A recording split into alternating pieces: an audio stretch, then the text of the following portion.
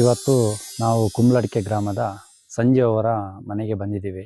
ಅವರ ಒಂದು ಎಕರೆ 22 ಕುಂಟೆ ಜಾಗದಲ್ಲಿ ಏನೇನೆಲ್ಲ ಕೃಷಿ ಮಾಡಿದ್ದಾರೆ ಅದರ ಬಗ್ಗೆ ಅವರ ಹತ್ರನೇ ನೇರವಾಗಿ ನಾವು ಇವತ್ತು ಅವ್ರ ಮನೆ ಕಡೆನೇ ಬಂದಿದ್ದೀವಿ. ಅವರೀಗ ಮೆಣಸನ್ನು ಕೊಯ್ತಾ ಇದ್ದಾರೆ. ಅವ್ರ ಹತ್ರ ನೇರ ಸಂದರ್ಶನದಲ್ಲಿ ಏನೇನು ಮಾಡ್ಬೋದು, ಏನೆಲ್ಲ ಮಾಡಿದ್ದೀರಿ, ಮತ್ತು ಎಷ್ಟೆಲ್ಲ ಕಾಫಿ ಆಗುತ್ತೆ, ಎಷ್ಟೆಲ್ಲ ಅಡಿಕೆ ಆಗುತ್ತೆ, ಎಷ್ಟು ಮೆಣಸು ಆಗುತ್ತೆ, ಬನ್ನಿ ಕೇಳುವ ಅವರಿಗೆ. ನಮಸ್ತೆ ಸರ್. ಈಗ ನಾವು ನ್ಯೂಸ್ ಕರ್ನಾಟಕದಿಂದ ಇಂದು ನಿಮ್ಮ 1 ಎಕರೆ 22 ಕುಂಟೆ ಜಾಗದಲ್ಲಿ ತುಂಬಾ ತರದ ಒಂದು ಕೃಷಿ ಮಾಡಿದಿರ ಅಂತ ನಾನು ಕೇಳ್ಪಟ್ಟಿದ್ದೆ. ಬಟ್ ಅದರಲ್ಲಿ ಏನೇನೆಲ್ಲ ನೀವು ಈಗ ಕಾಫಿ ಆಗ್ಲಿ, ಅಡಿಕೆ ಆಗ್ಲಿ, ಮೆಣಸಾಗ್ಲಿ ಇನ್ನೊಬ್ಬರಿಗೆ ಮಾದರಿ ಆಗ್ಬೇಕು ನಿಮ್ಮನ್ನು ನೋಡಿ ನೋಡುವ. ಅದ್ರ ಬಗ್ಗೆ ಒಂದು ಸ್ವಲ್ಪ ನಮಗೆ ಒಂದು ಮಾಹಿತಿ ಕೊಡಿ ಸರ್. ಬನ್ನಿ ನಿಮ್ಮ ತೋಟ ಕಡೆ ಹೋಗುವ. ಬನ್ನಿ ಸರ್. ಈಗ ನೀವು ನಿಮ್ಮ ಹುಟ್ಟಿದ್ದೂರೆಲ್ಲ ಇಲ್ಲೇನಾ ಸರ್? ಇಲ್ಲೇ ಸರ್. ಇಲ್ಲೇ. ಇಲ್ಲೇ ಓದಿದ್ದೆಲ್ಲ ಇಲ್ಲೇ ಕಳಸದಲ್ಲೇ. ಎಷ್ಟು ಓದಿದ್ದೀರಿ ಸರ್? ನಾನು 9ನೇ ಕ್ಲಾಸ್ ಓದಿದ್ದೀನಿ ಅಷ್ಟೇ. 9ನೇ ಕ್ಲಾಸ್. ಮತ್ತೆ ಲಾಸ್ಟ್ ಅದ್ರ ಮೇಲೆ ಕಡೆನೆ ಹೋಗಿದೆ. ಕೃಷಿ ಅಂತ ಹೇಳಿದ್ರೆ ನಾನು ಒಂದು 10-15 ವರ್ಷ ಮಂಗಳೂರಲ್ಲಿ ಹೋಟ್ಲಲ್ಲಿ ಎಲ್ಲ ಕ್ಯಾಶಿಯರ್ ಎಲ್ಲ ಆಗಿದ್ದೆ. ಅದ್ರ ಮೇಲೆ ಜವಾಬ್ದಾರಿ ಬಂತು. ಮದುವೆ ಆದ್ಮೇಲೆ ಇಲ್ಲಿ ಬಂದಷ್ಟು ಅಮ್ಮ ಮಾಡಿರೋ ಒಂದು ಭೂಮಿಲಿ 1 ಎಕರೆ 22 ಕುಂಟೆ ಜಾಗದಲ್ಲಿ ಒಂದು ಹಠ ಬಿದ್ದು ಏನ್ ಮಾಡ್ಬೋದು ಅಂತೇಳಿ ಒಂದು ಪ್ರೇರಣೆ ಆಯ್ತು ನನಗೊಂದು ಕೆಲಸ.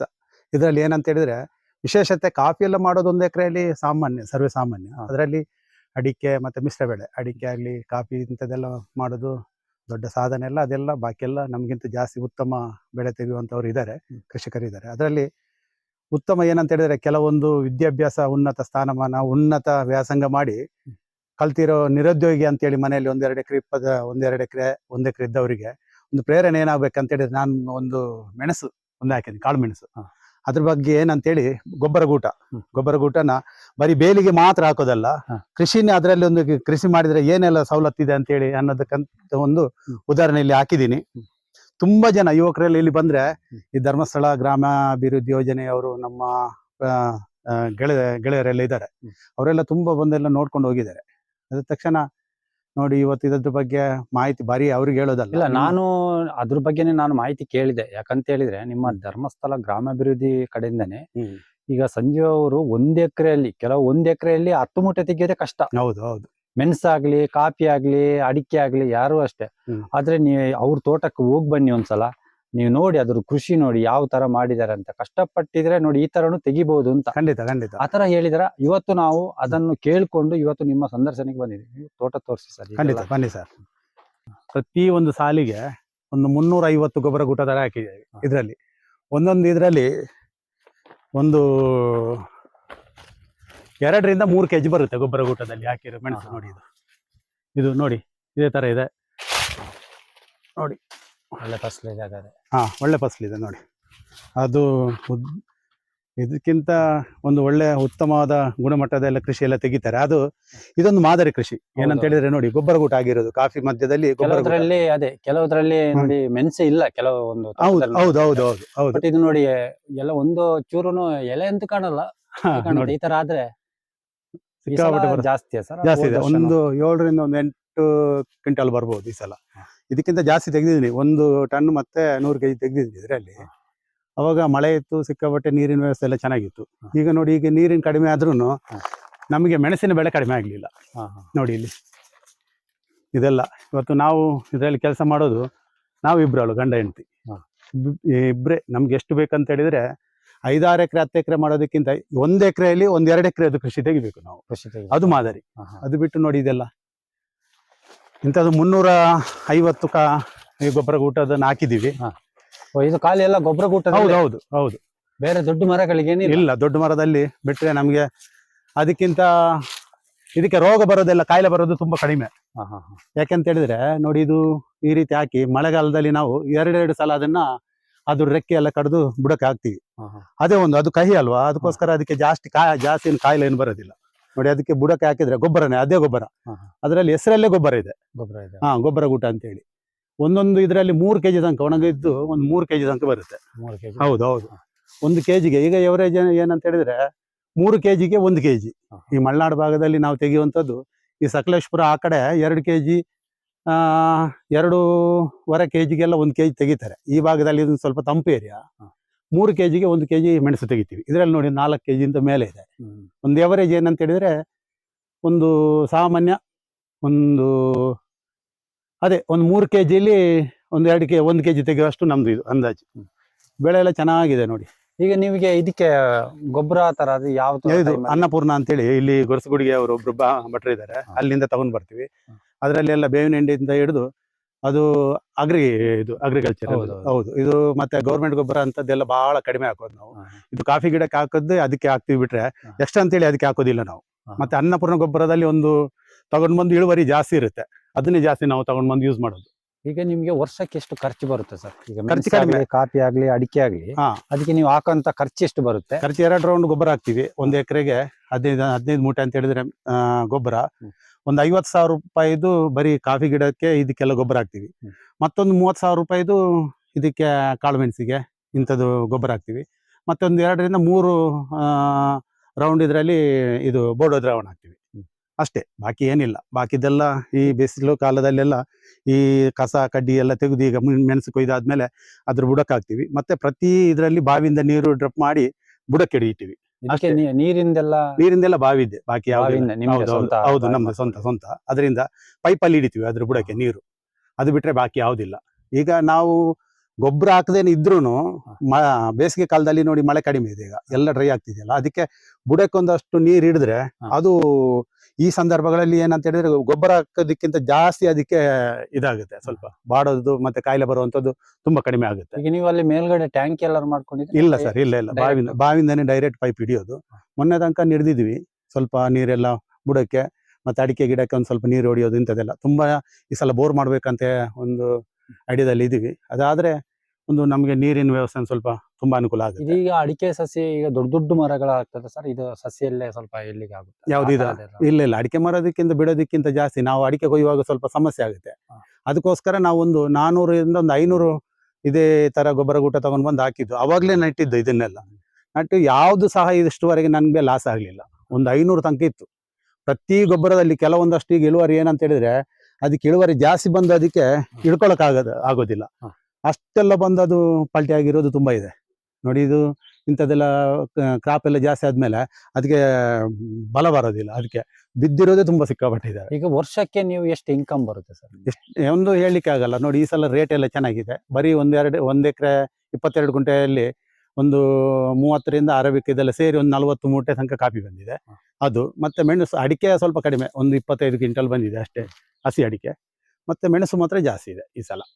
ಪ್ರತಿ ಸಲನೂ ಅಷ್ಟೇ, ಕಡಿಮೆ ಆಗ್ಲಿಲ್ಲ ನಮ್ಗೆ. ಈ ಪಕ್ಕದ ಎಸ್ಟೇಟ್ ಅವರೆಲ್ಲ ಹೇಳ್ತಿದ್ದಾರೆ, ನೀನು ಏನ್ ಗೊಬ್ಬರ ಹಾಕ್ತೀಯಾ, ಏನ್ ಅದಕ್ಕೆ ಔಷಧಿ ಹಾಕ್ತಿದ್ಯಾ, ನಮ್ದು ಇಷ್ಟಿಷ್ಟು ತೋಟ ಇದ್ರೂ ಅಷ್ಟು ಬರೋದಿಲ್ಲ ಅಂತೇಳಿ. ಅದಕ್ಕೆ ಹುಡುಗರೆಲ್ಲ ಬಂದವರೆಲ್ಲ ಹೇಳ್ತಿದ್ದಾರೆ ಏನ್ ಐಡಿಯಾ ಅಂತೇಳಿ. ಐಡಿಯಾ ಏನಿಲ್ಲ, ನಮ್ದು ಇದೆ. ನಾವು ಏನ್ ಕೆಲಸ ಇದ್ರೂ ಸಾಯಂಕಾಲ ಬೇರೆ ಕಡೆ ಕೆಲಸ ಅದು ಬಂದ್ರು ಒಂದು 5-6 ಗಂಟೆ ತನಕ 2 ಜನ ಗಂಡ ಹೆಂಡತಿ ಇಲ್ಲಿ ಅದ್ರ ಬುಡದಲ್ಲಿ ಕೆಲಸ ಮಾಡ್ತಾ ಇರ್ತೀವಿ. ಅದು ಒಂದು ತೃಪ್ತಿ ಕೊಡುತ್ತೆ. ಹೌದು, ತೃಪ್ತಿ ಕೊಡುತ್ತೆ. ಏನಂತ ಹೇಳಿದ್ರೆ ನಮ್ದೇ ಆದಂತ ನಾವು ಕೆಲಸ ಅದಕ್ಕೆ ಮಾಡಿದ್ರೆ ತಾನೇ ನಮ್ಗೆ. ಹೌದು, ಖಂಡಿತ ಹೌದು. ಅದೇ ತರ ನಾವು ಇನ್ನೊಬ್ಬರಿಂದ ಕೆಲಸ ಮಾಡಿಸೋದಕ್ಕಿಂತ ಜಾಸ್ತಿ ನಮ್ಮಿಂದ ಏನಾಗುತ್ತೆ ಅಂತ ಕೆಲಸನ ನಾವೇ ಮಾಡ್ಬೇಕು. ಅದನ್ನ ನೋಡಿ ಒಂದು 5-6 ಎಕರೆ ಇದ್ರೆ ನಮ್ಗೆ ಮಾಡಕ್ಕಾಗಲ್ಲ, ಜನನೇ ಬೇಕು ಪ್ರತಿ. ಈಗ ಮೊದ್ಲು ನಿಮ್ಮ ತಂದೆ ತಾಯಿ ಅವರು ಇದ್ದಾಗ ಜಾಗ ಮಾಡ್ಕೊಂಡು ಬಂದಿದ್ದಕ್ಕೆ ಅವರ ಮಾರ್ಗದನ್ನೇ ನೀವು ಇಟ್ಕೊಂಡು ಬಂದು ಇಲ್ಲಿ ತನಕ ಬಂದಿದ್ರಿ ಅಂತ ಹೇಳಿ. ಖಂಡಿತ. ಈಗ ಇದ್ರಲ್ಲೇ ನೀವು ಕೃಷಿಯಲ್ಲೇ ಪಳಗಿ ನಿಮಗೆ ಬೇಕಂತ ಒಂದು ವಾಹನ ಆಗ್ಲಿ, ಮನೆ ಕೆಲಸ ಆಗ್ಲಿ, ಮೋಟರ್ ಆಗ್ಲಿ, ಪ್ರತಿಯೊಂದಕ್ಕೂ ನೀವು ಅದರಿಂದಾನೇ ಬಂದಿರೋದು. ಮತ್ತೆ ಯಾವ್ದಿಲ್ಲ, ನಾವು ದುಡ್ದು ತಗೊಂಡ್ ಬರೋದಕ್ಕಿಂತ ಜಾಸ್ತಿ ದುಡ್ದಿರೋದ್ರಲ್ಲಿ ನಾವು ಹೊಟ್ಟೆಪಾಡಿಗೋಸ್ಕರ ಅದು ಇದು ಅಂತೇಳಿ ತಗೊಂಡ್ ಬರ್ತೀವಿ. ಆದ್ರೆ ಕೃಷಿಲಿ ನಾವು ಮಾಡಿದ್ದು ಇಷ್ಟುವರೆಗೆ ಕೈ ಕೊಡ್ಲಿಲ್ಲ ನಾವು. ನಾನು ಒಂದು ಕೇಳ್ಪಟ್ಟೆ ಸರ್, ಈಗ ನಿಮ್ಮ ಹತ್ರ ಒಂದು ಮಾತು ಕೇಳ್ಬೇಕು. ಏನಂತ ಹೇಳಿದ್ರೆ, ನೀವು ಮೊದ್ಲು ಕೃಷಿಗೆ ಈ ತಂದೆ ತಾಯಿ ಇರೋತ್ತಿಗೆ ಅವಾಗ ಟೈಮಲ್ಲಿ ಒಂದು ವಾಹನ ಬೈಕ್ ತಗೊಳ್ಳಕ್ಕೆ ತುಂಬಾ ಕಷ್ಟ. ಹೌದು ಅಲ್ವಾ? ಈಗ ಅದು ಒಂದು ಗಾಡಿ ತಗೋಬೇಕಾದ್ರೆ ನೀವು ಕೆಲವೊಂದು 800 ಇತ್ತಂತೆ ನಿಮ್ಮ ಹತ್ರ ಹಳೇದು. ಅದು ಯಾವ ತರ ತಗೊಂಡ್ರಿ ಸರ್? ಒಂದ್ ಸ್ವಲ್ಪ ಕಷ್ಟಪಟ್ಟು ತಗೊಂಡಿದ್ರಿ ಅಂತ ಒಂದು ಮಾಹಿತಿ ಬಂತು ನನಗೆ. ನೋಡಿ, ಅದು ಕರೆಕ್ಟ್ ನೋಡಿ. ಅದೇ ತರ ನಾನು ಈಗ ಒಂದು 7-8 ವರ್ಷ ಆಯ್ತು ಇದು ಗೊಬ್ಬರ ಗೂಟ ಅದು ಮೆಣಸೆಲ್ಲ ಹಾಕಿ. ಅವಾಗ ನಾವು ಕಾಂಟ್ರಾಕ್ಟ್ ಎಲ್ಲ ಕೆಲಸ ಮಾಡ್ತಾ ಇರ್ಬೇಕಾದ್ರೆ ತಾರ್ ಜೀಪ್ ಎಲ್ಲ ಅದಕ್ಕಿಂತ ಆಟೋ ಇತ್ತು, ಅಂಥದ್ದೆಲ್ಲ ಮಾಡ್ತಾ ಬರ್ಬೇಕಾದ್ರೆ ನಾವು ಕೃಷಿಲೇ ನಾವು ಇಲ್ಲಿ ತನೋಡಿ ಅಂತೇಳಿ ಶಂಕರ್ ನಾಡರ್ ಅಂತೇಳಿ ಅಲ್ಲಿ ಬ್ರಿಜಿಲ್ ಕಾಫಿ ಎಲ್ಲ ಹಾಕಿದ್ರು ನೋಡಿ. ಅಲ್ಲಿ ಕೆಲಸ ಮಾಡ್ಬೇಕಾದ್ರೆ ನಾವೆಲ್ಲ ಅದನ್ನ ಮಾಡಿರೋದು. ನಮ್ಮ ಜೊತೆಗೆ ಇನ್ನೊಬ್ಬ ಶೇಖರ್ ಕಗ್ನಲ್ ಅಂತೇಳಿ ಇದ್ರು. ಅದ್ರಲ್ಲಿ ಈ ಗೊಬ್ಬರ ಗೂಟ ಹಾಕುವಂಥದ್ದು ವಿಯೆಟ್ನಾಂ ಪದ್ಧತಿ ಅಂತೇಳಿ ಅವ್ರು ಓನರ್ ಅವರು ಹಾಕಿರೋದು. ಅವಾಗ ನಮ್ಗೊಂದು ಹೇಳ್ತಿದ್ರು ಅವರು, 1 ಎಕರೆ 2 ಎಕರೆ ಇದ್ರೆ ನೀವು ಸಹ ಹಾಕಿ ಮಾರಿ, ಅದರಲ್ಲಿ ಸ್ವಲ್ಪ ನಿಮ್ಗೆ ಇನ್ಕಮ್ ಬರುತ್ತೆ. ಬರೀ ಹೂವಿನ ಗಿಡ ಹಾಕೋದಲ್ಲ. ಅವಾಗ ಅದನ್ನ ನಾವು ಒಂದು ಚಾಲೆಂಜ್ ಆಗಿ ತಗೊಂಡ್ವಿ. ಅದನ್ನ ನಾವು ಯಾಕೆ ಹಾಕ್ಬಾರ್ದು ಅಂತೇಳಿ ಅದನ್ನ ಎಲ್ಲೆಲ್ಲಿಂದ ತಗೊಂಡ್ ಬಂದು ಇದನ್ನ ಹಾಕ್ಬೇಕಾದ್ರೆ, ಕೃಷಿ ಮಾಡ್ತಾ ಇರ್ಬೇಕಾದ್ರೆ ನಮ್ಗೆ ಅವತ್ತಿಂದ ಇವತ್ತಿ ತನಕ ಕೈಗೊಡ್ಲಿಲ್ಲ ಕೃಷಿ. ನೋಡಿ, ಇದು ಮೆಣಸಾಗಿರ್ಬೋದು. ಮೆಣಸಲ್ಲಿ ನಾವು ಆವಾಗ ನೀರು ಹೊಡಿತಾ ಒಂದು ಇದ್ರನ್ನ ಸ್ವಲ್ಪ ನಾವೇ ಗಂಡ ಹೆಂಡತಿ ಕೆಲಸ ಮಾಡ್ತಾ ಮಾಡ್ತಾ ಬರ್ಬೇಕಾರೆ ಪ್ರತಿ ಸಲನೂ ಒಂದು 3-4 ಲಕ್ಷ ರೂಪಾಯಿ ಬರ್ತಾ ಇತ್ತು. ಅದನ್ನ ನಾವು ಎಲ್ಲಿ ಏನಂತ ಹೇಳಿದ್ರೆ ಬ್ಯಾಂಕಿಗೆ ಹಾಕ್ತಾ ಇರ್ಬೇಕಾರೆ ಅದರಲ್ಲಿ ಹೊಸ ಗಾಡಿ ಬೇಕಂತೇಳಿ ಒಂದು ಇಂಟ್ರೆಸ್ಟ್ ಆಯ್ತು ನಮಗೆ. ಬೇಕೇ ಬೇಕು, ಇನ್ನೊಬ್ರು ತಿರುಗಬೇಕಾರೆ ನಾವು ಯಾಕೆ ತಿರುಗಬಾರ್ದು ಅಂತೇಳಿ ಏನೇನು ಯಾರ್ಯಾರು ತಲೆ ಹಿಡ್ಕೆ ಕೆಲಸ ಎಲ್ಲ ಮಾಡೋದಕ್ಕಿಂತ ನಮ್ಮ ತೋಟದಲ್ಲಿ ನಾವು ಕೆಲಸ ಮಾಡ್ಕೊಂಡು ಕೃಷಿ ಮಾಡ್ಕೊಂಡು ಆ ಬಂದ ಸಂಪಾದನೆಯಲ್ಲಿ ಒಂದು ಜೀಪ್ ತಗೊಂಡೆ. ಅದ್ರಲ್ಲಿ ಬರ್ತಾ ಬರ್ತಾ ಅವಾಗ 280 ರೂಪಾಯಿ ಕೆಜಿಗೆ ಇರ್ಬೇಕಾದ್ರೆ ನೀವು ನಂಬ್ತೀರ ಬಿಡ್ತಾರೆ 1 ಟನ್ 100 ಕೆಜಿ ಬಂದಿದೆ ಮೆಣಸು ಬಂದಿದೆ. ಅವಾಗ ರೇಟ್ ಇರ್ಲಿಲ್ಲ. ಇವಾಗ್ಲೂ ನೇನು ಕೈಗೊಡ್ಲಿಲ್ಲ ಕೃಷಿ ನಮ್ಗೆ. ನೋಡಿ ಕೈ ಹಿಡ್ದಿದೆ ಈ ಸಲ. ಇವಾಗ ಈ ರೇಟಿಗೆ ಒಂದು 7 ರಿಂದ 8 ಕ್ವಿಂಟಲ್ ಇದೆ ಮೆಣಸು ಇದೆ ನಮಗೆ. ಕಾಫಿ ಇದ್ದಾದ್ರೆ ಒಂದು ಕೆಲಸ ಜಾಸ್ತಿ ಇರುತ್ತೆ, ಆದ್ರೆ ಮೆಣಸಿಗೆ ಕಡಿಮೆ. ಅದಕ್ಕೋಸ್ಕರ ಇನ್ನೊಬ್ಬರಿಗೆ 1,000 ರೂಪಾಯಿ ಕೊಡೋದಕ್ಕಿಂತ 1,000 ರೂಪಾಯಿ 1,200 ರೂಪಾಯಿ ಎಲ್ಲ ಅವರಿಗೆಲ್ಲ ಸ್ಯಾಲರಿ ಇರೋದಕ್ಕಿಂತ ನಾವು ಇಬ್ಬರಾಳೆ ಕೆಲಸ ಮಾಡೋದು. ಒಂದು 15 ಅಲ್ಲ, ಒಂದು 20 ದಿವಸ ಬೇಕಾದ್ರೆ ಆಗಲಿ, ಅದ್ರ ಸಂಬಳ ನಮ್ಗೇನೆ ಆಗುತ್ತಲ್ಲ. ಹಂಗೆ ಹಂತವಾಗಿ ದುಡಿತಾ ಬಂದು ಈ ಮಟ್ಟಕ್ಕೆಲ್ಲ ಬಂದಿದ್ದೀವಿ. ಬಿಟ್ರೆ ಅದರಲ್ಲೇ ತಗೊಂಡಿರೋದು ನಾವೇನಂತ ಹೇಳಿದ್ರೆ ಭಿಕ್ಷುಕರು ತಗ ನಾವು ದುಡಿತೀವಿ, ಭಿಕ್ಷುಕರ ತರ ದುಡಿತೀವಿ. ಎಲ್ಲರೂ ಹೊರಗೆ ಹೋಗ್ಬೇಕಾದ್ರೆ ನಾವು ಒಂಥರ ಜಮ್ಮ ಅಂತೇಳಿ ಯಾವ್ದು ಟೆನ್ಷನ್ ಇರಬಾರ್ದು, ರಾಜರ ತಗೋರ ತರನೇ ಒಂದು ಎಂಜಾಯ್ ಮಾಡ್ಬೇಕು, ಅದೇ ತರ ಹೋಗ್ತೀವಿ ನಾವು. ಅದು ಬಿಟ್ಟು ಇನ್ನೊಬ್ಬರಿಗೆ ಮೋಸ ಮಾಡಿ ಬದುಕುವಂಥದ್ದು ಏನಿಲ್ಲ. ದೇವ್ರ ದಯದಿಂದ ನಾವು ನಂಬಿರ್ತಕ್ಕಂಥ ಗ್ರಾಮದೇವರು ಕಳಸೇಶ್ವರ ನಮಗೆ ಏನು ಕಡಿಮೆ ಮಾಡಲಿಲ್ಲ. ಎಲ್ಲಾ ವಿಚಾರದಲ್ಲೂ ನಮಗೆ ಹಾಕಿರೋ ಭೂಮಿ ಇವತ್ತೇನಾಗಿದೆ ಅಂತ ಬಂಗಾರ ತರ ಇದು ಕೃಷಿಯಲ್ಲಿ ನನಗೆ ಕೊಡ್ತಾ ಇದೆ. ಅದು ಈಗ ಮೊದ್ಲಂತ ಹೇಳಿದ್ರೆ ನೀವು ಈ ಕೃಷಿ ಬಗ್ಗೆ ಫುಲ್ ಫೋಕಸ್ ಮಾಡ್ತಿರಲ್ಲ, ಅದಕ್ಕೆ ಯಾರಾದ್ರೂ ಮಾರ್ಗದರ್ಶನ ಇದಾರ? ಅಲ್ಲ ನಿಮ್ಮ ತಂದೆ ತಾಯಿ ಕೊಟ್ಟಂತ ಒಂದು ಅಂದ್ರೆ ಈ ಕೆಲಸ ಈ ತರ ಮಾಡ್ಕೊಂಡು ಹೋಗ್ಬೇಕು ಅಂತ ಭಾವನೆ ಬಂತ, ಅಲ್ಲ ಬೇರೆಯವರಿಂದ ಸಂದರ್ಶನ ತಗೊಂಡಿದ್ರ ಸರ್? ಇಲ್ಲ, ಇದು ನಮಗೆ ಒಂದ್ ಲೆಕ್ಕದಲ್ಲಿ ಹೇಳ್ಬೇಕಂತ ಹೇಳಿದ್ರೆ ನೋಡಿ ಶಂಕರ್ ನಾಡಾರ್ ಅಂತೇಳಿ ಕೃಷಿಲಿ ಮಾದರಿ ಆದಂತ ವ್ಯಕ್ತಿ, ದೇವ್ರ ತರ ಅಂತ ಹೇಳಿದ್ರೆ ಅವರೇ. ನೋಡಿ, ಇವತ್ತು ನನ್ನ ಪರಿಚಯ ಸ್ವಲ್ಪ ಕಡಿಮೆ ಇರ್ಬೋದು, ಆದ್ರೆ ಒಂದು 5 ವರ್ಷ ಅಲ್ಲಿ ಕೆಲಸ ಮಾಡಿದ್ದೀನಿ. ಈ ರೀತಿ ಮಾಡಿದ್ರೆ ಏನ್ ಮಾಡ್ಬೇಕು, ಕೆಲಸ ಮಾಡ್ಬೇಕು ಅವರೇ ಹೇಳ್ತಿದ್ರು ಅವಾಗ. ಒಂದು 10-50 ತಗೊಂಡೋಗಿ ಹಾಕಿ 30-40 ಜಾಗ ಇದೆ ಅಂತ ಹೇಳಿದ್ರು. ಬರೀ ಹೂವಿನ ಬಳ್ಳಿ ಹಾಕೋದಲ್ಲ ಸಂಜೀವ. ನೋಡಿ, ಈ ರೀತಿ ಏನಾರು ಹಾಕಿದ್ರೆ ಒಂದು 50 ಗೊಬ್ಬರ ಗೂಟ ಇಂಥದ್ದೆಲ್ಲ ಹಾಕಿದ್ರೆ ಒಂದು 50 ಕೆಜಿ ಆದ್ರೂ ನಿಮ್ಮ ಮಕ್ಕಳ ವಿದ್ಯಾಭ್ಯಾಸಕ್ಕೆಲ್ಲ ಆಗುತ್ತೆ, ಹಣ ಆಗುತ್ತೆ.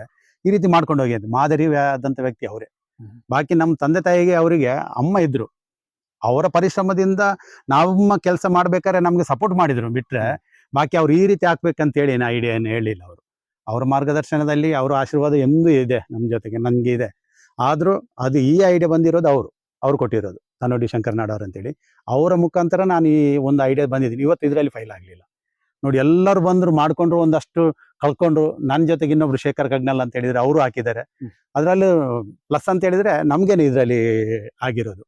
ಕೆಲವೊಂದಷ್ಟು ಜನ ಇದೇ ಐಡಿಯಾ ನನ್ನ ಹೆಂಡತಿದ್ದು ತಂದೆ ಗದ್ದೆಯಲ್ಲಿ ನಾವು ಹಾಕಿದ್ದೀವಿ, ಅದರಲ್ಲೂ ಈಗ ಪ್ಲಸ್ ಆಗ್ತಾ ಇದೆ. ಅದಕ್ಕಿಂತ ಜಾಸ್ತಿ ಒಂದು ಏನಂತ ಹೇಳಿದ್ರೆ ನಮ್ಮ ಮಾಡಿರೋ ಪರಿಶ್ರಮಕ್ಕೋಸ್ಕರ ನೋಡಿ, ರಾತ್ರಿ ಆ ಸಂದರ್ಭಗಳಲ್ಲಿ ತನ್ನೋಡಿಲಿ ಕೆಲಸ ಮಾಡ್ತಾ ಬರ್ಬೇಕಾದ್ರೆ 6 ಗಂಟೆಯಿಂದ ಬಂದು ತಲೆಗೆಲ್ಲ ಲೈಟ್ ಕಟ್ಕೊಂಡೆಲ್ಲ ಈ ಬುಡಕ್ಕೆಲ್ಲ ನೀರು ನಾನು ಪೈಪಲ್ಲಿ ಕೊಡ್ತಾ ಇದ್ದೆ ಅವಾಗ. ಅದೇನು ನನಗೆ ನಷ್ಟ ಆಗಲಿಲ್ಲ. ನೋಡಿ, ಇವಾಗ ಬಂದು ಎದ್ದು ಕೂತು ಅದನ್ನೆಲ್ಲ ನಮಗೊಂದು ಒಳ್ಳೆ ಸಂಪಾದನೆ ಕೊಡ್ತಾ ಇದೆ. ಇದೇ ತರ ನಮ್ಗೆ ಪ್ರತಿ ವರ್ಷ ಇದೇ ತರ ಇದ್ರು ರಾಜರ ತರ ನಾವು ಬದುಕಬಹುದು, ಯಾವುದೇ ಟೆನ್ಷನ್ ಇರಲ್ಲ. ಇನ್ನೊಬ್ರ ಜೊತೆಗೆ ನಾವು ಜೀತದಾಳ ತರ ಕೆಲಸ ಮಾಡ್ಬೇಕಂತ ಹಾಗೆ ಇಲ್ಲ. ತಂದೆ ತಾಯಿ ಮಾಡಿರೋ ಭೂಮಿಲಿ ನಿರುದ್ಯೋಗಿಗಳಾಗಿರ್ಬೋದು ಅಂಥದ್ದು ಅವರಿಗೆ ಇದೊಂದು ಮಾರ್ಗದರ್ಶನ. ಈಗ ಇದ್ರ ಮಧ್ಯದಲ್ಲೂ ನೀವು ಈ ಕೆಲವು ಹೋರಾಟ ಮಾಡಿದ್ರಿ ಈ ಸೈಟ್ಗಳಿಗೆ. ನಿಮಗೆ ಇದೇ ಸಾಕು, ನನಗೆ ಯಾಕೆ ಬೇಕಿತ್ತು, ಆತರ ಏನಾದ್ರು ಭಾವನೆ ಬಂದಿಲ್ಲ? ಒಳ್ಳೆ ಪ್ರಶ್ನೆ ಕೇಳಿದ್ರಿ. ನೋಡಿ, ಹುಟ್ಟು ಸಾವು ಎಲ್ಲ ಸಹಜ. ಇಂಥದ್ರಲ್ಲಿ ನಾವು ಏನು ಹುಟ್ಟಿದ ಮೇಲೆ ಏನಾರು ಒಂದು ಒಳ್ಳೆ ಕೆಲಸ ಮಾಡಬೇಕು. ನಮ್ಮ ಮಂಗಳೂರಲ್ಲಿ ಇರ್ಬೇಕಾದ್ರೆ ನಮ್ಮ ಓನರ್ ಹೇಳ್ತಾ ಇದ್ರು ಪ್ರತಿ ಸಂದರ್ಭ, ನಾವು ಸಂಪಾದನೆ ಮಾಡೋದು ಹಣ ಮಾತ್ರ ಅಲ್ಲ, ನಾವು ಅಲ್ಲಿಂದ ನಾನು ಕಲ್ತ್ಕೊಂಡು ಬಂದಿರೋದು ಗೆಳೆತನ ಆಗಿರ್ಬೋದು, ಒಂದು ಒಳ್ಳೆ ಸಂಸ್ಕಾರ ಸಂಸ್ಕೃತಿ ಇಂಥದ್ದನ್ನೆಲ್ಲ ಕಲ್ತ್ಕೊಂಡು ಬಂದಿರೋದು ನಾನು ಮಂಗಳೂರಿಂದ. ನಾವು ಸಾಯುವಾಗ 4 ಜನನ ಸಂಪಾದನೆ ಮಾಡ್ಬೇಕಂತೆ. ಸಾಯುವಾಗ ನಮ್ಮ ಹೆಣನ ತಗೊಂಡು ಹೋಗ್ಬೇಕಾರೆ ಅದು ಹೆಗ್ಲು ಕೊಡುವಂತ 4 ಜನ ಸಂಪಾದನೆ ಮಾಡ್ಬೇಕು. ತುಂಬಾ ಜನ ಇದರಲ್ಲಿ ಇನ್ನೊನ್ನೆಲ್ಲ ಹೇಳಿದ್ರು. ದೇವ್ರ ದಯದಿಂದ ನಾನು ನಿಜವಾಗ್ಲೂ ಹೇಳ್ತಿದ್ದೀನಿ, ನಾನು ನಂಬಿರ್ತಕ್ಕಂಥ ನೀವು ನೋಡಿರ್ಬೋದು, ನೀವು ಪ್ರತಿ ಸಂದರ್ಭದಲ್ಲೂ ಆ ಕೊರಗಜ್ಜನ ಕ್ಷೇತ್ರಕ್ಕೆಲ್ಲ ಬರ್ತಾ ಇದ್ದೀರಿ. ನಾನು ಇದರಲ್ಲಿ ಜಾಗದಲ್ಲಿ ಮಾಡಿರೋ ಹಣನ ಸಿಕ್ಕಾಪಟ್ಟೆ ಕಳ್ಕೊಂಡಿದ್ದೀನಿ. ನಾನು 1 ರೂಪಾಯಿ ಆಗ್ಲಿ ಇನ್ನೊಬ್ಬರ ಹತ್ರ ತಗೊಂಡು ಇಷ್ಟವರೆಗೆ ಯಾವ್ದು ಕೆಲಸ ಮಾಡ್ಲಿಲ್ಲ. ಏನಾರು ಒಂದು ಪಾಪದವರಿಗೆ ಮಾಡ್ಬೇಕಂತೇಳಿ ನಾನು 4 ಮನೆ ಇರ್ಬೇಕಾದ್ರೆ ಅದಕ್ಕೆ ಇಳಿದಿರೋದು.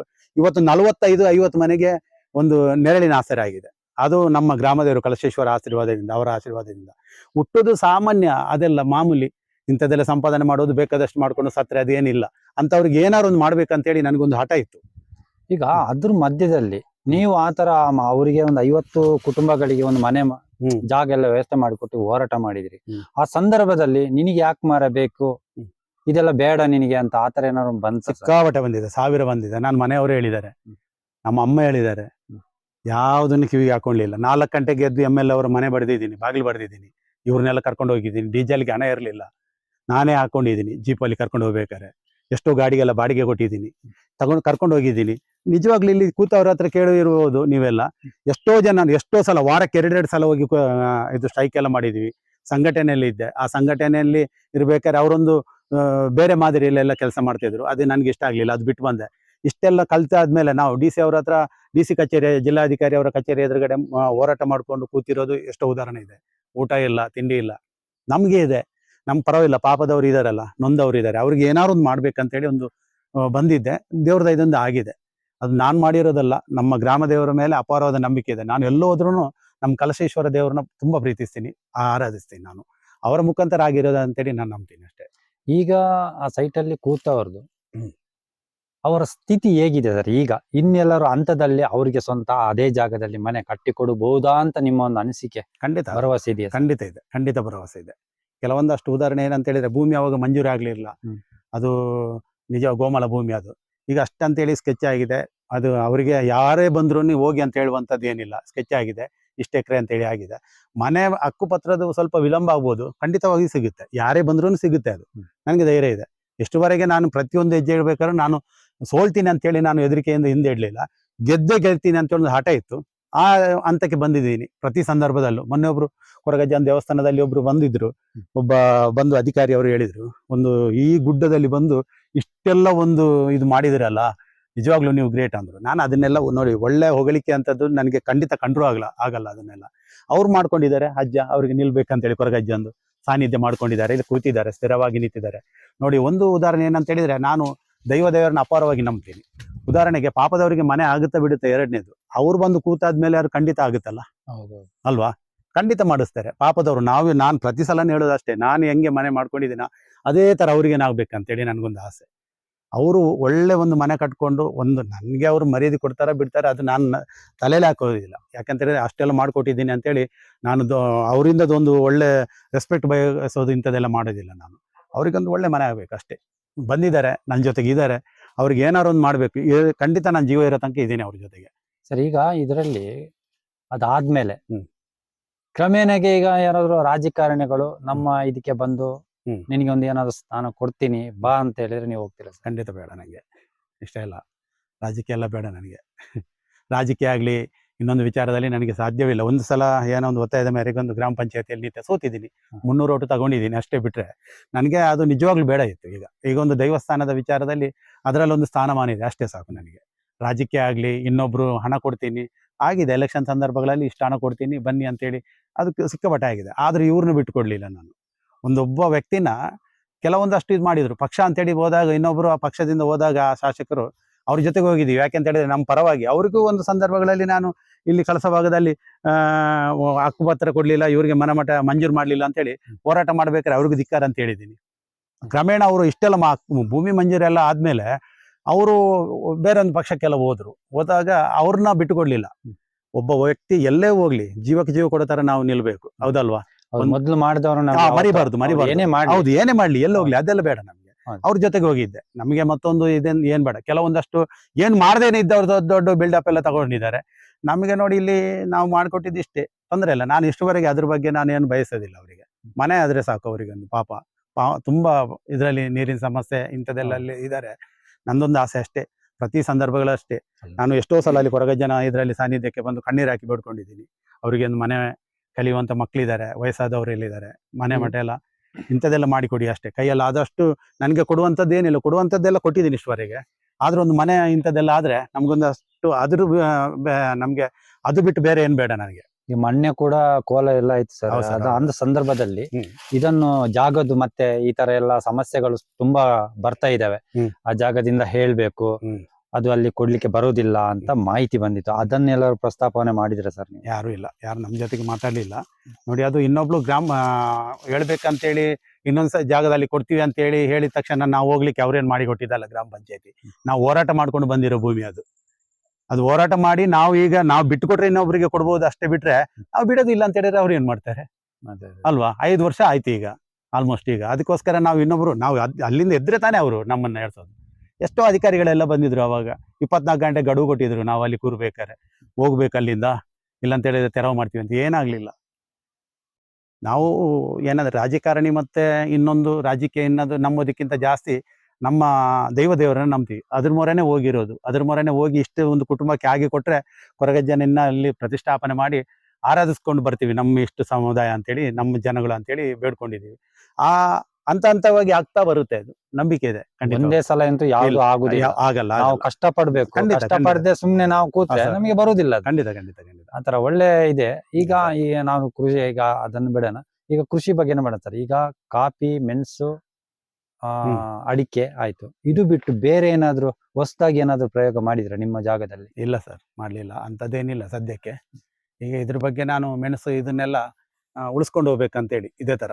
ನಮ್ಗೆ ಬೇರೆ ಯಾವ್ದು ಆಸರೆ ಇಲ್ಲ, ಇದೊಂದು ಇದ್ರೆ ಸಾಕು. ನಾನು ಎಲ್ಲೇ ಕೆಲ್ಸಕ್ಕೆ ಹೋಗ್ಬೇಕಾದ್ರೂ ಅಷ್ಟೇ, ಇದನ್ನೊಂದು ಎಲ್ಲೇ ಒಂದು 5 ಗಂಟೆಗೆ ಬಂದ್ರು ಒಂದು ರೌಂಡ್ ಕೆಲಸದ ತೋಟದಲ್ಲೆಲ್ಲ ತಿರ್ಗಾಡ್ಕೊಂಡು ಬರೋದು. ಯಾಕಂತ ಹೇಳಿದ್ರೆ ನಾವು ದೊಡ್ಡ ಮಟ್ಟದಲ್ಲಿ ಕೃಷಿಲಿ ಇಲ್ಲಿ ಎಲ್ಲ ಒಳ್ಳೊಳ್ಳೆ ಕೃಷಿ ಮಾಡುವಂತವ್ರು ಇದಾರೆ ಎಲ್ಲ, ಅವರಿಂದ ನಾನು ಕಲಿಯುವಂಥದ್ದು ತುಂಬಾ ಇದೆ. ಆದ್ರೂ ನನ್ನ ಪರಿಶ್ರಮದು ಒಂದು ಒಳ್ಳೆ ಚಿಕ್ಕ ಜಾಗದಲ್ಲಿ ಚೊಕ್ಕದಾದಂತ ಒಂದು ಬೆಳೆನ ಯಾವ ರೀತಿ ತೆಗಿಬಹುದು ಅಂತ ಹೇಳಿ ಒಂದು ಉದಾಹರಣೆ ಮಾತ್ರ ಇದು, ಮಾದರಿ.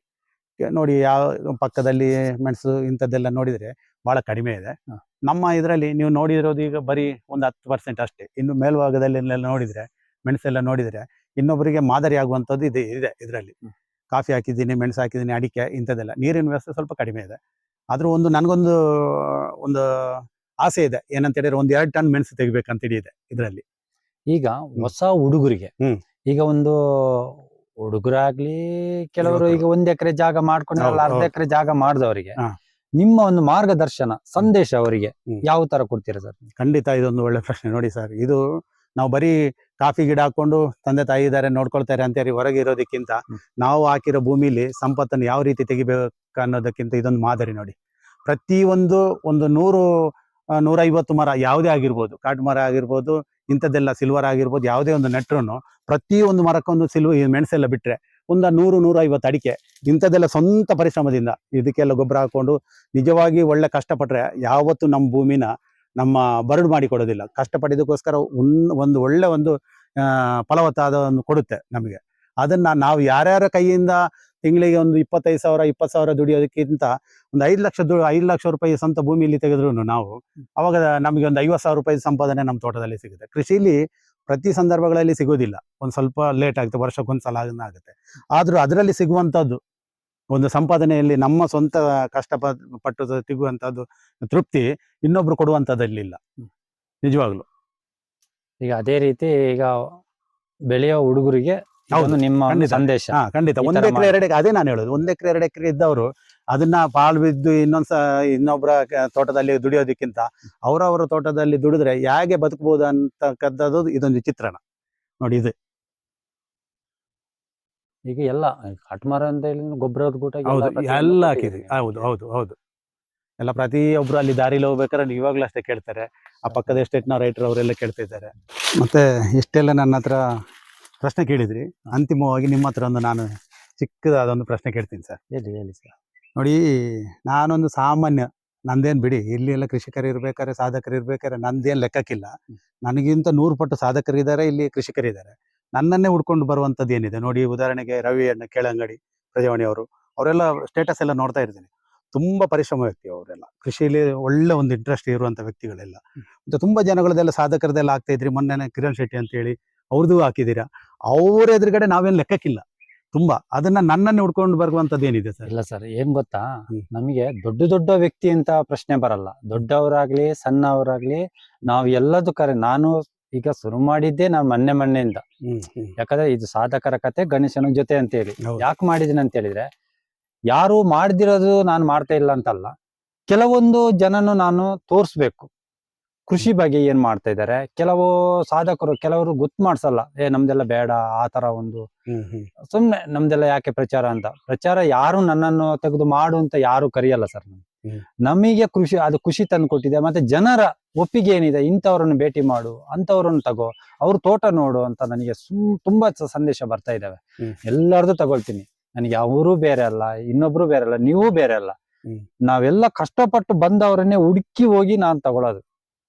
ಕಷ್ಟ ಯಾರು ಪಡೋದಂತ ಎಲ್ಲರೂ ಪಡ್ತಾರೆ. ಬಟ್ ಅವ್ರದ್ದು ಒಂದು ಸಂದೇಶ ನಾನು ಸಣ್ಣ ಮಟ್ಟಕ್ಕೆ ಒಂದು ತೋರಿಸ್ಕೊಡೋದಷ್ಟೇ ಜನಗಳಿಗೆ. ನಮ್ಮ ಊರಿನ ಜನ, ನಮ್ದೇ ಆದಂತ ಊರಿನ ಜನರು ಈ ತರ ಕೆಲಸ ಮಾಡ್ತಾ ಇದಾರೆ ಅಂತ 4 ಜನಕ್ಕೆ ಪ್ರೇರಣೆ ಆಗ್ಬೇಕು. ಹೌದು, ಅಷ್ಟು ಬಿಟ್ರೆ ಅದರಲ್ಲಿ ನಮಗೆ ಹೆಸರು ಬರ್ಬೇಕು, ಬೇರೆ ಏನ್ ಬರ್ಬೇಕು ಅಂತ ನಾನು ಯಾವ್ದು ಆಸೆ ಇಟ್ಕೊಂಡು ಮಾಡ್ತಾ ಇಲ್ಲ. ಇದು ನನ್ನ ವೈಯಕ್ತಿಕ ಕೃಷಿ ಬಗ್ಗೆ ಆಗ್ಲಿ, ಪ್ರತಿಯೊಂದು ಸಾಧನೆ. ಈಗ ನೀವೊಂದು ಮಾಡ್ತಾ ಇದ್ರಿ 1 ಎಕರೆ 28 ಕುಂಟೆ ಅಂತ ಹೇಳಿದ್ರೆ, 22 ಕುಂಟೆ, 22 ಕುಂಟೆ ಜಾಗದಲ್ಲೂ ಈ ತರನು ಮಾಡ್ಬೋದ ಅಂತ ನನಗೆ ಸಂದೇಶ ತುಂಬಾ ಬಂದಿತ್ತು. ನಿಮ್ಮನ್ನ ಅದಕ್ಕೆ ಹುಡ್ಕೊಂಡು ಬಂದಿದ್ದು. ನಾವೆಲ್ಲೋ ಹೋಗಿದ್ವಿ, ಅದನ್ನ ಇಮಿಡಿಯೇಟ್ಲಿ ನಿಮ್ ಕಡೆ ಫೋನ್ ಮಾಡಿ ನೀವು ಇದೀರಾ ಇಲ್ವಾ ಅಂತ ಕೇಳ್ಕೊಂಡು ಆಮೇಲೆ ಬಂದಿರೋದಿಲ್ಲಿ. ಅಷ್ಟೇ ನನ್ನ ಉದ್ದೇಶ, ಬೇರೆ ಏನಿಲ್ಲ. ಖಂಡಿತವಾಗ್ಲು. ಯಾಕಂತ ಹೇಳಿದ್ರೆ ಒಬ್ರನ್ನ ಈ ರೀತಿ ಮಾಡೋದಕ್ಕಿಂತ ಇನ್ನೊಬ್ರು ಪ್ರೇರಣೆಯಾಗಿ ಇನ್ನೊಂದು ಮಾಡುವಂತದ್ದು ಅನುಕೂಲಕ್ಕೆ ಆಗುತ್ತೆ. ನಿಜವಾಗ್ಲು ಒಳ್ಳೆ ಕೆಲಸ ಇದು. ಹಾಗಾಗಿ ನಾವು ಇವತ್ತು ನಿಮ್ಮ ಒಂದು ಈ ಕೃಷಿ ಬಗ್ಗೆ, ಇಷ್ಟು ಎಕರೆಯಲ್ಲಿ ಈ ತರನು ಫಸಲು ತೆಗಿಬಹುದು, ಫಲವಸ್ತು ಪ್ರತಿಯೊಂದು ಮಾಡ್ಬೋದು. ಈಗ ನಿಮ್ದೇ ಅಂತಲ್ಲ, ನೀವೇನೋ ಕಾಫಿ, ಅಡಿಕೆ, ಮೆಣಸು ಅದೆಲ್ಲ ಮಾಡ್ಬೋದು ಅಂತ. ಇನ್ನು ಬೇರೆ ಏನಾದ್ರೂ ಮಾಡ್ಬೋದು ಕೆಲವರಿಗೆಲ್ಲ. ಆ ತರ ಒಂದು ಮಾರ್ಗದರ್ಶನ ನೀವು ಸಂದೇಶ ಜನಗಳಿಗೂ ಕೊಟ್ಟಿದ್ದೀರಿ. ಹೌದು. ಅದೇ ರೀತಿ ಇವತ್ತು ನಮ್ ಜೊತೆ, ನಮ್ ನ್ಯೂಸ್ ಕರ್ನಾಟಕ ಜೊತೆ ನಿಮ್ಮ ಅನಿಸಿಕೆಗಳೇನು ಸರ್?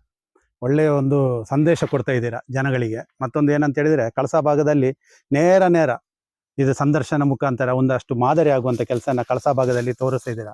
ಅದು ತುಂಬಾ ಒಳ್ಳೇದು. ಯಾಕೆಂತ ಹೇಳಿದ್ರೆ, ಪ್ರಥಮ ಬಾರಿಗೆ ಅಲ್ಲಿ ಕೊರಗ ಜನ ಸಾನ್ನಿಧ್ಯದಲ್ಲಿ ಬಂದು ಒಂದು ಸಂದರ್ಶನ ಮುಖಾಂತರ ಮಾಡಿ ಜನಗಳ ಅಭಿಪ್ರಾಯದ ಬಗ್ಗೆ, ನನ್ನ ಅಭಿಪ್ರಾಯದ ಬಗ್ಗೆ ಒಂದು ಕೆಟ್ಟ ಸಂದೇಶ ಹೋಗೋದಕ್ಕಿಂತ ಒಳ್ಳೆ ಸಂದೇಶ ಹೋದ್ರೆ ಒಬ್ರು ನಮ್ಮ ಮನೆ ಪರಿವರ್ತನೆ ಯಾವ ರೀತಿ ಆಗ್ಬಹುದು ಅನ್ನೋದಕ್ಕಿಂತ ಇದು ಉತ್ತಮ ಸಂದೇಶ, ನಿಮ್ದು ಉತ್ತಮ ಮಾರ್ಗದರ್ಶನ. ಖಂಡಿತವಾಗ್ಲೂ ಒಳ್ಳೇದು ಇದು. ಇದೇ ತರ ಮುಂದುವರಿಲಿ. ನಮ್ದು ಮಾತ್ರ ಅಲ್ಲ, ಒಳ್ಳೊಳ್ಳೆ ಸಾಧಕರು ನಮ್ಮ ಕಳಸದಲ್ಲಿ ಇದ್ದಾರೆ. ಅವರ ಪ್ರತಿಭೆನ ಈ ಮುಖಾಂತರ ಆದ್ರೂ ನೀವು ಒಂದು ನಮ್ಮ ಗ್ರಾಮದಲ್ಲಿ ತೋರಿಸಿಕೊಡುವಂತಂದು ಇದು ಇಳಿದಿದ್ದೀರಾ. ಅದು ಒಳ್ಳೇದಾಗ್ಲಿ ಅಂತ ಹೇಳಿ ನಾನು ಹೇಳ್ತೀನಿ ಸರ್, ಅಷ್ಟೇ. ಈಗ ನಮ್ ಜೊತೆ ಇಷ್ಟೋ ತನಕ ನಮ್ಮ ನ್ಯೂಸ್ ಕರ್ನಾಟಕ ಜೊತೆ ಅವರ ಮನದಾಳದ ಮಾತನ್ನು ನಮ್ ಜೊತೆ ಹಂಚ್ಕೊಂಡಿದ್ದಾರೆ. ತುಂಬಾ ಧನ್ಯವಾದಗಳು ಸರ್. ನಿಮಗೂ ಅಷ್ಟೇ. ಧನ್ಯವಾದ. ನಿಮ್ ಸಹಕಾರ ಯಾವತ್ತು ನಮ್ ಜೊತೆ ಇರಲಿ ಖಂಡಿತ ಅಂತ ಹೇಳಿ ಖಂಡಿತ. ಧನ್ಯವಾದಗಳು ಸರ್.